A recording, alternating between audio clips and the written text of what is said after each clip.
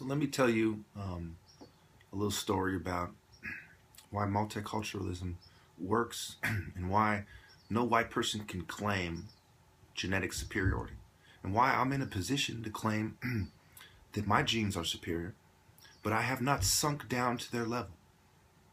In one video, I have made a video declaring the superiority of black men, and I believe I took it off. And the reason why I made it was to counter every white racist statement ever made. But ultimately, I have not consistently pushed that idea because I have not sunk down to their level. My dad has two brothers. They all came to America. They all came before they were in college. They went to college in America. English was not their first language. Second, third, etc. And one of them became a lawyer. He graduated top in his class, valedictorian, I believe it's called, from UC Berkeley Law School. And my dad became a brain surgeon, and my other uncle became a doctor and has his own medical company. Why am I bringing this up? Well, according to white people who, some white people who believe that all races aren't equal and multiculturalism is bad and that immigrants are predisposed to crime and they have a proclivity to turn to crime, I've completely destroyed all these arguments many times in my videos, many times. Poverty and crime go hand in hand, okay? And poverty and oppression go hand in hand. And thus oppression and crime go hand in hand. So where does it start? It starts with ignorant people like this who allow ignorant people to become leaders and in power, and they empower other ignorant people and greedy and selfish people to create a system of oppression which creates poverty, which thus creates crime. And now they turn around and say, well, they're criminals, I told you. But how did three black people from the blackest country in the world, Nigeria, the brunt of all the super black jokes, a Nigerian leans on a building wall and it creates an alleyway, the brunt of all the blacks jokes, Nigerians aren't black, they're blue black, and yet they came here and outdid all of my viewers watching this. There isn't a single viewer watching this who can say I'm more successful than one of these three people, my dad or the two uncles, right? Now, why am I not as successful as they are? Because I was born in America, okay? My success came differently. I couldn't find the same kind of academic success. I found success in the martial arts arena. So why have I not gone down to their level and said, don't you see, this is proof that black people are the master race? Why haven't I done that? You should really ask yourselves, why didn't I do that? Well, there's two reasons. One, it's not the right thing to do, obviously. Two, is there isn't the same incentive for me to do it. I don't live in a country where black people are the privileged class. I'm not trying to support a black power structure. It's not in my best interest, even if I was willing to do something that's not the right thing to do, to say that black people are superior, thus we shouldn't allow immigrants in. I'm not in that position in the first place. These white people are. Okay? Now, a lot of white people who are well-meaning, they underestimate how many fascists, racists, Mormons, secret societies, hate groups, white racist gangs, they underestimate white racist biker gangs. They underestimate how many of these groups that there are. Most groups who are part of a culture, a heavy metal culture or, rock and roll culture, biker culture, skateboarding culture. Most people are part of these cultures. Most people who are part of these cultures and are really into it, they have skateboarding stuff all over the place, rock and roll stuff. Most of these people are racist. Make no mistake. They're too proud of their culture. They say, I love this culture. And what kind of a culture is it? It's a white culture.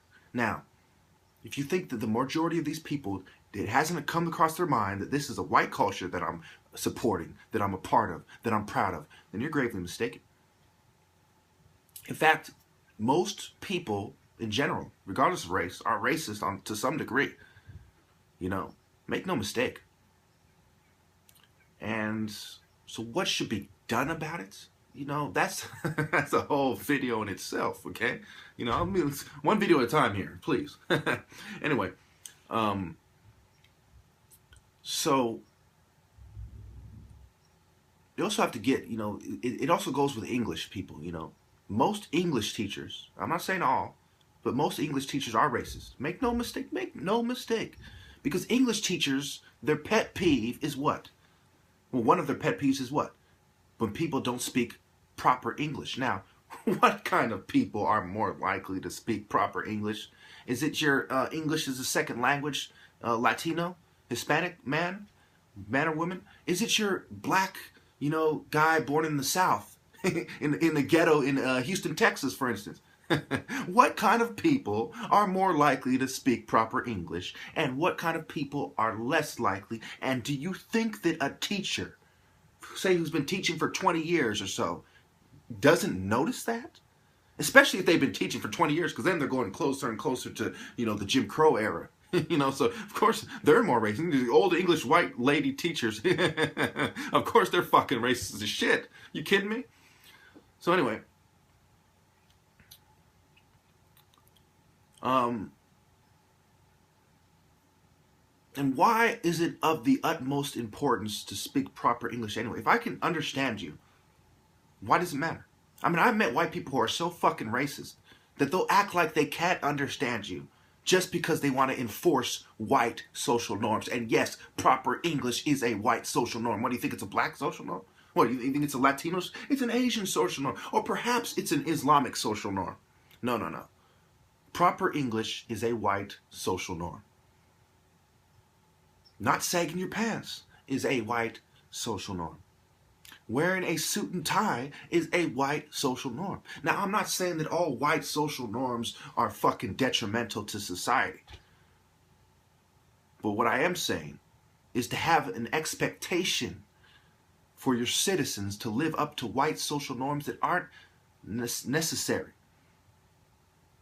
necessitates a response from people who aren't white especially, and to those whom it may concern in the white community as well. So, what is wrong with this country? Besides law enforcement, psychiatry, psychology, education, criminal justice system, you know, you name it, all pushing white social norms. Okay? And then they turn around.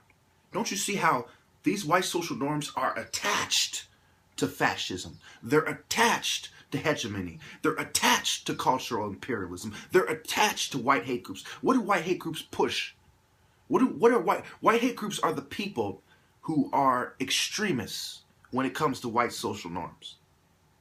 They're so extreme that they want a white person to come along with that. You know, a white person in a suit and tie speaks proper English. You know, they want bars and clubs to have Eurocentric themes, if you will. Now, some of you might find this hard to believe. I'm running out of time. I thought I'd just touch on this. You know, there's other things I could have talked about, but I felt it's important to touch on this. That I don't hate white people. And I definitely believe that if the roles were switched and we were in an Asian country, you know, like Japan, or we were in, you know, a different races country, a different ethnicities nation, where they're the majority, that there might be a lot of these problems as well. You know, that they want you to conform, and that they're mad at the immigrants, and you're threatening their, you know, privileged class. You know, if another ethnicity had been the people in power, perhaps we would be seeing them doing what whites are doing now. But make no mistake, whites are doing it now. Thank you.